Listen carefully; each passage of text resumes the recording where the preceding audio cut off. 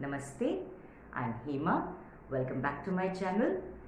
For seekers of learning, there are a lot of resources available to gain information. And based on our learning styles, the primary ones under the WAC questionnaire, one would either be a visual learner. So to say that you would acquire information through observation, and the A would stand for the oral or the auditory, and these kind of learners would gain information through listening to lectures, debates, expositions, discourses, and basically trying to gain information through these sources. As far as the R is concerned, some of us would be reading books, journals, through internet, through any printed material. That is how they will be gaining information. And for the last part, the kinesthetics, these are the kind of people who like to actually have hands-on experience to learn something. So they like to pull apart something and then to reform it, and that is how their learning takes place. Now, no matter what, and of course I do believe that there is another one like multimodal kind of a learning, which I do believe that a lot of us fall into that category, that we are more than one of these areas, styles of learning, where you at some point you would use one, and at other points you would use other. I personally am in the multimodal myself, where I am more oral. According to the WAC questionnaire, I'm more oral or more auditory, so I like to listen to discussions, to expositions, to discourses, to lectures, debates, discussions, and that is how I earn. Probably that helps my counseling also, because it is I'm a good listener. And at other times I like to read better, okay, so I like to read more to gain my information. So yes, the multimodal also being one of the definite possibilities of your learning style. Now, with all these kinds of sources that we utilize to gain our information, and information is extremely important, no doubt about that, but information by itself is not really helpful to evolve or to go up the ladder as far as learning is concerned. And contrary to the understanding and belief, especially the Indian educational system, where if you consider it like a pyramid, the base is your information, right? So if the education or if the learning is believed to be only information, that is where the contradiction comes in, that you are not really prepared or equipped to use it or to put it into use in your professional life or in life in general, and that is one of its major drawbacks. So if just information by itself is not really going to help any of us to be successful in life in the true sense as far as learning is concerned. So for example, if you're learning to drive a car, and as far as information is concerned, you would know that there is a steering wheel that you move around to guide you. There are 3 mirrors that you can look in and to maneuver the car. Plus there is a accelerator, there is a clutch, there is a brake for a manual car, then there is a handbrake that you want to put it when you want to stop the car, or after you cut off the engine, and this is how you start. Now this is information. This does not prepare you for the actual driving the car experience. So information on one level is very, very important, yes, but this is where it's sad that an education which looks at information as the basis of the pyramid, when in actual fact it is the other way around. It should be the inverted, because it's just the tip, it's just a raw material. Information is just a raw material, important raw material, but just a raw material to help you actually learn about any subject that you are wanting, you're seeking learning about. And this is when to go to the a little higher learning, higher stage of learning, that would be knowledge. And we often misuse information for knowledge and knowledge for information, and that I feel is something that I would like to add a little bit about in this video. Excuse me. Knowledge is something at a little higher stage than information or information gathering, because knowledge, you come up to a stage of knowledge when there is a process of churning that happens to the information, the raw material that information is. So only when it has gone through some churning, and what remains out of that churning is the knowledge. And this is because the seeker of the learning has gone through a process of experiencing that information, and now through experiencing it has through that process of churning has become knowledge. To take the earlier example, now not only do you have the information of where what is and how a car is to be driven, and now you would use that to actually take out the car out of your garage and start driving slowly 1 meter at a time, and you realize that you're going too fast, you're pushing the accelerator too much, or you're braking too suddenly, so to give you a jerk, and then you drive for about 100 meters and then you sort of get out, and now you've reached a stage of knowledge where, based on the information that you had, a little bit of churning has taken place, which has resulted in a learning at a higher level, which is to say that now you know that okay, I have to go easy on the accelerator, and when I want to brake, then I have to bring down the gear, so that it is a slow process, and then I brake so it doesn't give me the jerk. Now this is that learning at a higher stage based on an experience coming out of the churning of that information that we had. Now this is why I do differ where we misuse the term information with knowledge and knowledge with information. And if you're a true seeker of learning of the highest order, and as I said, it should be an inverted, am I doing it correct? Okay, never mind. So it is inverted pyramid, if you have, where the tip is just that information that you've gathered, and now with knowledge you've come somewhere on up there. Okay, and if you really want to seek learning on a more deeper level, that is where it will go into the wisdom area, okay, which is a higher state of learning. And one of the reasons why I made this video is because I wanted to draw attention to how Shri Guru Dattatreya has described his 24 gurus. Okay, he didn't have one guru, he didn't have two gurus, he considers 24 gurus who led him to the path of enlightenment or salvation, or whatever term you would like to give it.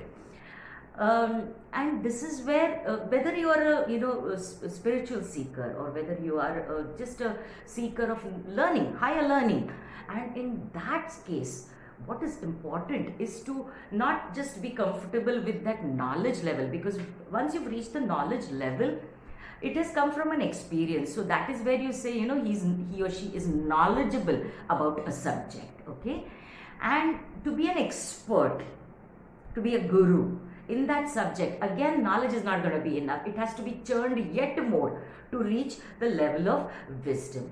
And what is the difference between information, knowledge and wisdom? It would be as simple as you have a container full of raw materials, and which has got a lot of interesting gems inside it, placed in that raw material, and you have the wisdom to only pick those gems. That is that wisdom, because it has come through, yes, from the raw material, and it has progressed to creating those gems there. But now to be able to only pick out those gems, not to say only the best, because even knowing what I don't want is wisdom. Knowing what I want is also wisdom. So to pick and choose, what you want and what you don't want also is wisdom. So that's a higher level of learning. And this, as I was mentioning, one of the primary reasons why I decided to make this video was to bring across the beginning one from the WAC questionnaire, where I said you're visual people, okay, those who observe. And if we have noticed that very few times in life we actually use observation as a learning tool. Yeah, so because yes, we base our learning on a lot of these sources, like you may read books, you may go, research, internet, lectures, expositions, discourses, yes, but the final churning has not yet taken place, because these are absolute essentials to get you onto the path, yes. To become more knowledgeable about that subject, a little bit of churning has to be there to understand what works for you and what does not work for you. When I say that, I mean for the subject that you're seeking learning in. And to gain mastery, to become a guru in that is where that churning has to finally evolve into just a few crumbs actually, which are that wisdom that you can which will has given you that highest learning of level of learning. And this observation, interestingly, as I said, Shri Guru Dattatreya has mentioned 24 gurus. And just a little bit about Shri Guru Dattatreya for all my viewers who are not aware of him. He is a avatar of all the Trinity, of all the three gods in the Hindu Sanatan Dharma, which is to say Brahma, Vishnu and Mahesha. So Guru Dattatreya is represented in a idol form with three heads, with one head of Brahma, one head of Vishnu and one head of Shiva. So he is embodying the essences of all the three the deities. Now, Shri Guru Dattatreya is, of course, there is a lot of, I can talk about Shri Guru Dattatreya and how there is a complete Datta tradition, parampara, Guru Datta parampara that he has established. And, but the point of mentioning it in today's video is that he has mentioned 24 gurus, as I have said twice now already. These were, and what is interesting is there is only one human in all of those 24 gurus, okay. He has primarily named nature as one of his 24 gurus, and out of nature he has named the earth, the sun, the moon, the stars, the fire, all the 5 elements, okay. So he has named them, and it is through observation that he has picked up on